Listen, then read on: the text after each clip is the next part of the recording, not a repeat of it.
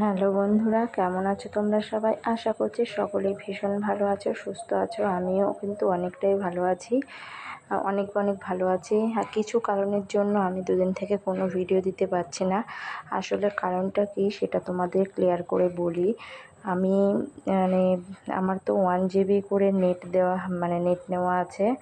তো আমার ভিডিও যেহেতু লং ভিডিও 10-12 মিনিট বা 15 মিনিটের ভিডিও হয়ে যায়, সেক্ষেত্রে 1 GB করে নেটে কিন্তু মানে 15 মিনিট বা 12 মিনিট বা 13 মিনিট যাই হোক না কেন ভিডিও কিন্তু আপলোড দেওয়া যায় না, নেটটা শেষ হয়ে যায়।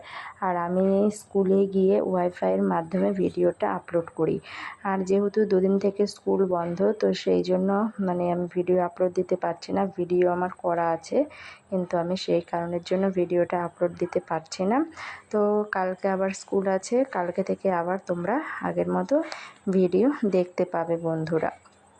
আর আজকে আর সোমবার ভিডিও আর রবিবার ভিডিও না দেওয়ার কারণ হচ্ছে ঈদের ছুটি ছিল স্কুল, তো সেই কারণের জন্য স্কুলে যেতে পারছি না।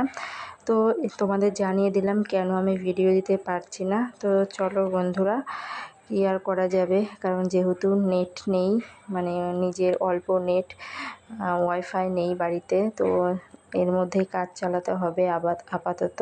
তো সেই জন্যই তো দেখা হবে আবার পরে, কালকে থেকেই অবশ্যই আবার রেগুলারিটি মেনটেন করে কাজ করব। আর এগুলো দেখতে পাচ্ছ হলুদ, অনেক দিন আগে স্কুলের একজন হলুদ দিয়েছিল, কাঁচা হলুদ, তো সেগুলো ফ্রিজের মধ্যেই ছিল।